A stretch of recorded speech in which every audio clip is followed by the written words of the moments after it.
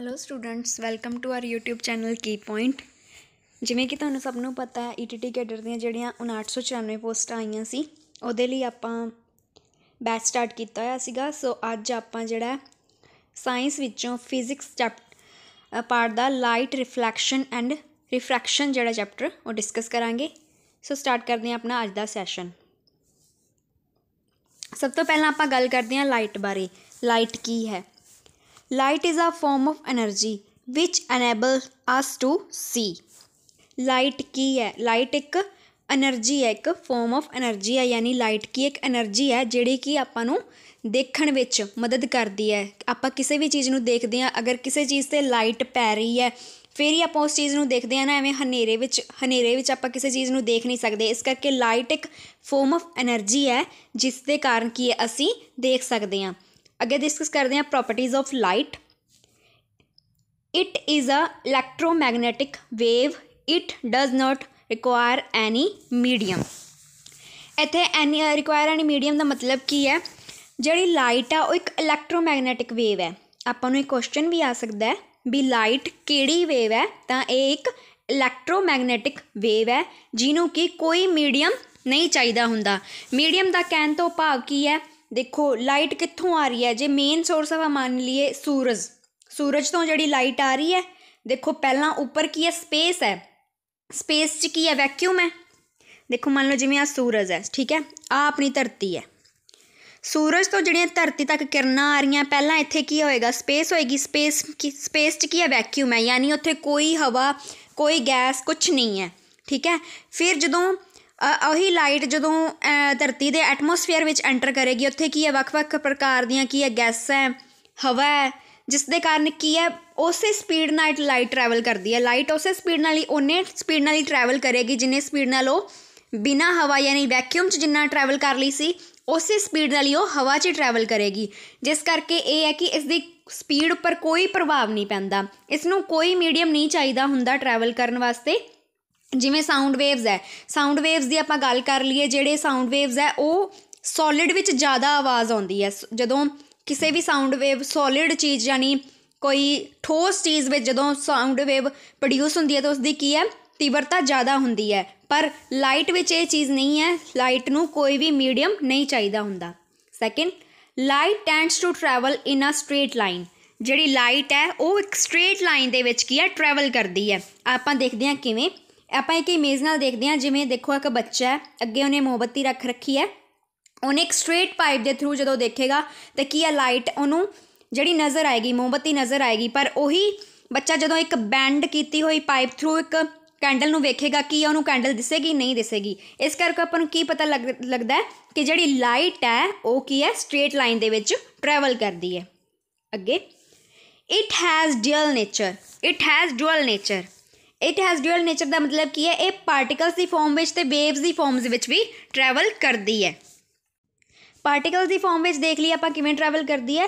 ਜਦੋਂ ਲਾਈਟ ਪੈ ਰਹੀ ਹੈ, ਯਾਨੀ ਟਾਰਚ ਤੋਂ ਇੱਕ ਲਾਈਟ ਪੈ ਰਹੀ ਹੈ, ਹੈ ਨਾ, ਇੱਥੇ ਇੱਕ ਬੈਰੀਅਰ ਲਗਾ ਦਿੱਤਾ ਤਾਂ ਜਿਹੜੇ ਪਾਰਟੀਕਲ ਜੇ ਹੋਣਗੇ ਅੱਗੇ ਬੈਰੀਅਰ ਲੱਗ ਜਾਏ ਤਾਂ ਉਹ ਪਾਰਟੀਕਲ ਉੱਥੇ ਹੀ ਰੁਕ ਜਾਂਦੇ ਆ। ਬਟ ਵੇਵ ਦੀ ਇੱਕ ਗੱਲ ਕਰ ਲਈਏ ਆਪਾਂ, ਜੇ ਇੱਕ ਬੈਰੀਅਰ ਲਗਾ ਦਿੱਤਾ ਜਾਵੇ ਤਾਂ ਉਹ ਵੇਵ ਕੀ ਆ? ਸਾਈਡ 'ਤੇ ਹੋ ਕੇ ਅੱਗੇ ਟਰੈਵਲ ਕਰ ਜਾਂਦੀ ਹੈ। ਦੇਖੋ ਇੱਥੇ ਪਾਰਟੀਕਲ ਹੈ, ਉੱਥੇ ਹੀ ਰੁਕ ਗਏ ਨਾ, ਬਟ ਜਿਹੜੀ ਵੇਵ ਹੈ ਸਾਈਡ ਤੋਂ ਹੋ ਕੇ ਅੱਗੇ ਟਰੈਵਲ ਕਰ ਰਹੀ ਹੈ। ਇਸ ਕਰਕੇ ਕਿ ਲਾਈਟ ਕੀ ਹੈ? ਦੋਨੇ ਵੇਵ ਨੇਚਰ ਕੀ ਹੈ? ਸ਼ੋ ਕਰਦੀ ਹੈ। ਅੱਗੇ ਆਪਾਂ ਗੱਲ ਕਰਦੇ ਹਾਂ ਲਾਈਟ ਕਾਸਟ ਸ਼ੈਡੋਜ਼। ਮਤਲਬ ਜਦੋਂ ਕਿਸੇ ਵਸਤੂ ਉੱਪਰ ਲਾਈਟ ਪੈਂਦੀ ਹੈ ਤਾਂ ਉਹਦੇ ਕੀ ਹੈ? ਸ਼ੈਡੋ ਬਣਦੀ ਹੀ ਬਣਦੀ ਹੈ। ਤਾਂ ਆਪਾਂ ਨੂੰ ਪਤਾ ਹੀ ਹੈ। ਜਿਵੇਂ ਆਹ ਡਾਇਗਰਾਮ ਤੋਂ ਦੇਖੋ, ਇੱਕ ਆ ਜਿਹੜਾ ਸਿਲੰਡਰ ਹੈ ਉਹਦੇ ਉੱਪਰ ਜਿਹੜੀ ਆ ਲਾਈਟ ਪੈ ਰਹੀ ਹੈ ਅਤੇ ਇੱਧਰ ਜਾ ਕੇ ਕੀ ਹੈ? ਉਹਦੀ ਸ਼ੈਡੋ ਬਣ ਰਹੀ ਹੈ। ਇੱਕ ਕੋਨ ਦੇ ਉੱਪਰ ਲਾਈਟ ਪੈ ਰਹੀ ਹੈ ਅਤੇ ਇੱਧਰ ਕੀ ਹੈ? ਉਹਦੀ ਸ਼ੈਡੋ ਬਣ ਰਹੀ ਹੈ। ਅੱਗੇ ਗੱਲ ਕਰਦੇ ਹਾਂ speed of light in air or vacuum is 3 × 10⁻⁴ metre per second. ਆਹ ਵੈਰੀ ਇੰਪੋਰਟੈਂਟ ਕੁਐਸਚਨ ਹੈ। ਜੀ ਸਪੀਡ ਆਫ ਲਾਈਟ ਏਅਰ ਵਿੱਚ ਅਤੇ ਵੈਕਿਊਮ ਵਿੱਚ, ਵੈਕਿਊਮ ਯਾਨੀ ਜਿੱਥੇ ਕੋਈ ਏਅਰ ਨਹੀਂ ਹੁੰਦੀ ਅਤੇ ਏਅਰ, ਦੋਨਾਂ ਵਿੱਚ ਕੀ ਹੈ? ਲਾਈਟ ਦੀ ਸਪੀਡ ਕੀ ਹੈ? ਸੇਮ ਹੈ। ਕਿੰਨੀ ਹੈ? 3 × 10⁸ metre per second. When light fall on a surface it reflects or refract. ਹੁਣ ਆਪਾਂ ਗੱਲ ਕਰਦੇ ਹਾਂ ਰਿਫਲੈਕਟ ਅਤੇ ਰੀਫਰੈਕਟ ਕੀ ਹੁੰਦਾ।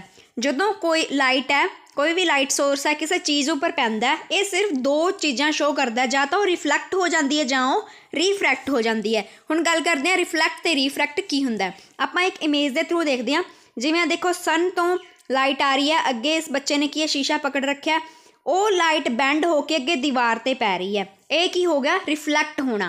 रिफ्लैक्ट होना मतलब जिहड़ी लाइट है आ रही है तो किसी चीज़ नाल टकरा के उसकी दिशा बदल रही है, उसनूं की कहंदे आ रिफ्लैक्ट कहते हैं।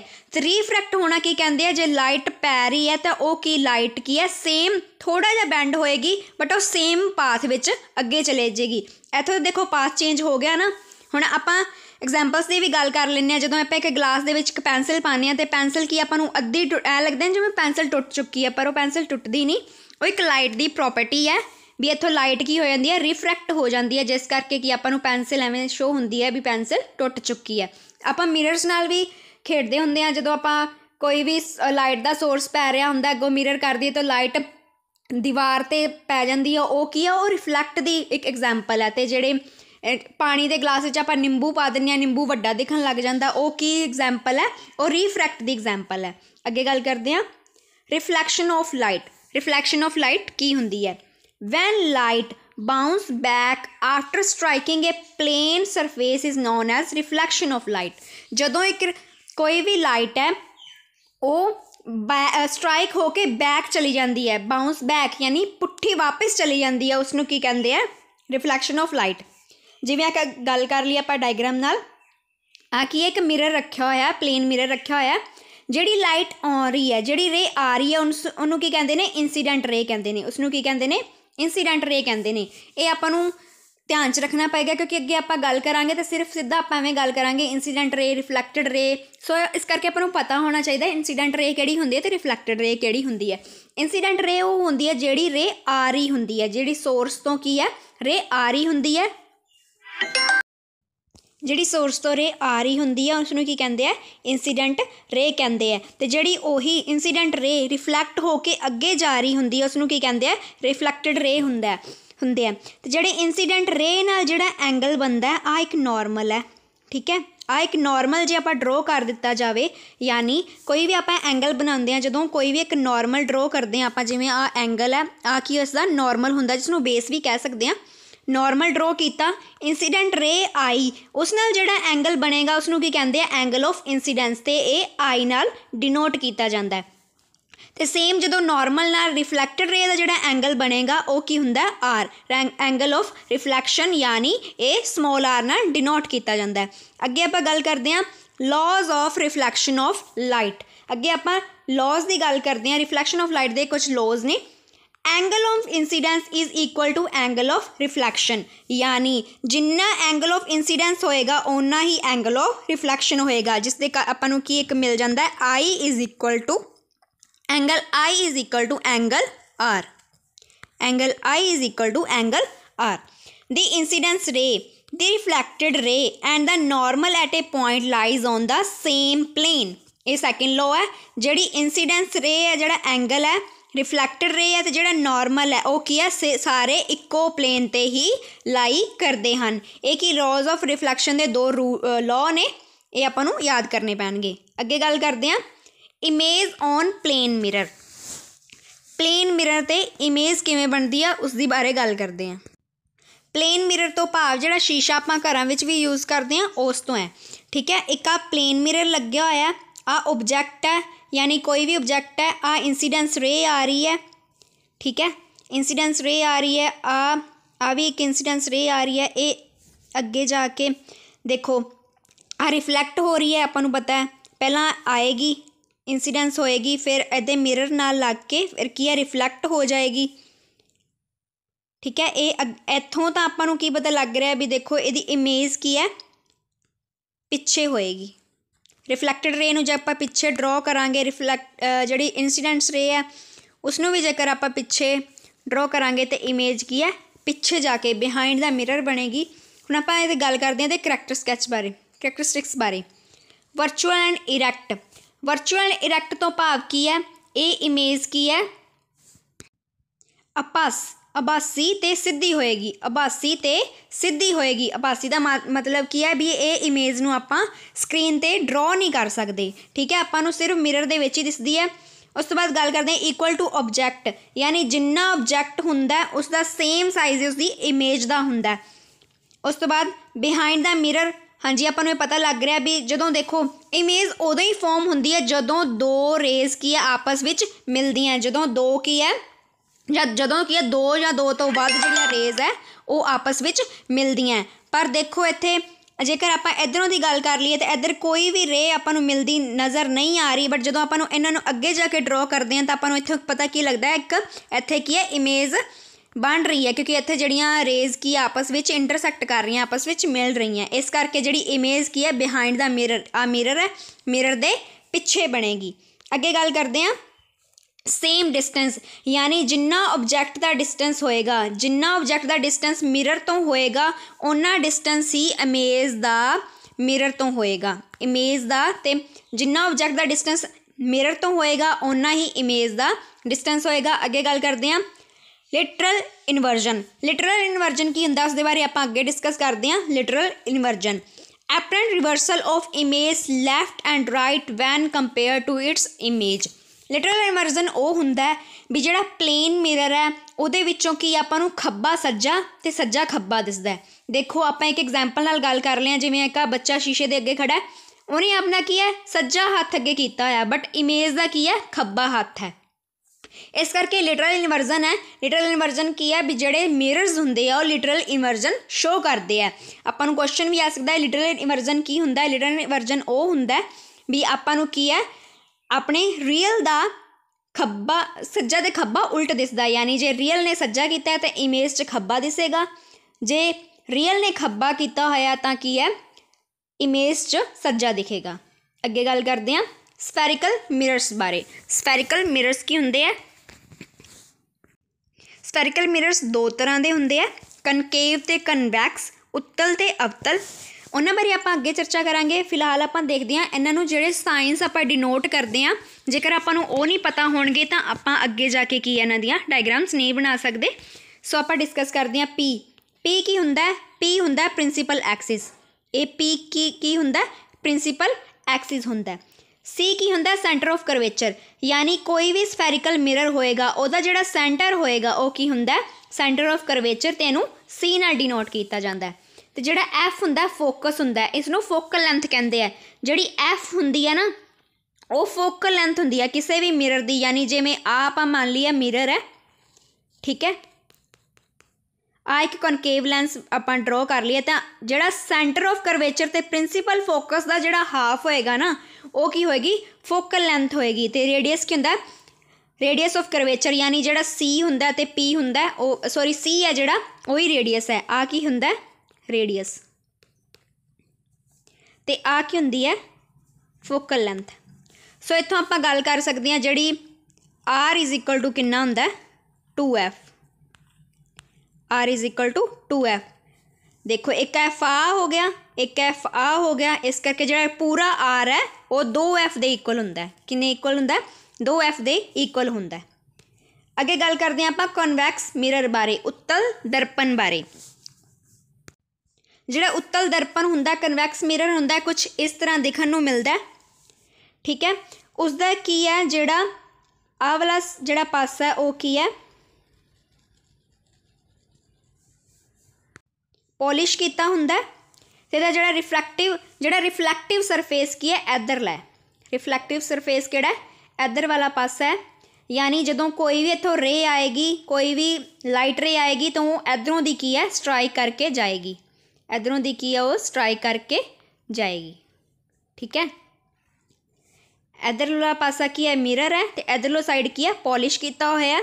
जिवें आपां प्लेन मिरर च भी देखते हैं इधर जिहड़े आपां दिख रहा हुंदा उहदे बैक साइड की है पॉलिश किया हुंदा ना, उवें इस कन्वैक्स मिरर दे विच भी है भी इधरले साइड की आपां दिखेगा तो इधरली साइड की उहदा पॉलिश किया होएगा। अगों आपां थोड़ा डिस्कस किया सीगा जिहड़ी पी की है प्रिंसीपल एक्सिस है, आ की है प्रिंसीपल एक्सिस है, आ दी फोकस है, आ सेंटर ऑफ करवेचर है, ठीक है। Light comes from this side की है लाइट्स आएगियाँ, तो इस साइड की है इहदियां रिफ्लैक्ट होणगियां, रिफ्लैक्टिव सरफेस है इस साइड की है रिफ्लैक्ट होके जाणगियां। अगे आपां गल करदे हां इहदियां प्रॉपर्टीज़ बारे।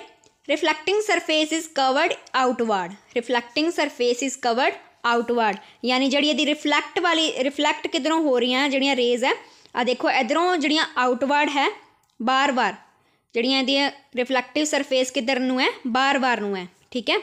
डाइवर्जिंग मिरर, इनू की है डाइवर्जिंग मिरर के नाम नाल भी जानिया जाता है। डाइवर्जिंग मिरर तो भाव है ये की है लाइट नू डाइवर्ज कर दिंदा, यानी लाइट नू की है खिलार दिंदा। किवें अगे आपां डिस्कस करांगे।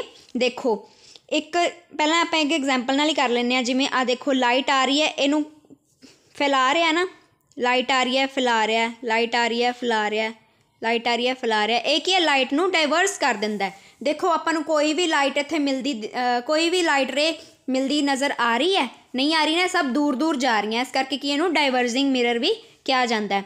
इसनू कन्वैक्स मिरर नू डाइवर्जिंग मिरर भी कहा जाता है। आपां नू क्वेश्चन भी आ सकता है डाइवर्जिंग मिरर किहड़ा हुंदा है, कनकेव के कन्वैक्स। सो इसका आंसर की आएगा कन्वैक्स मिरर।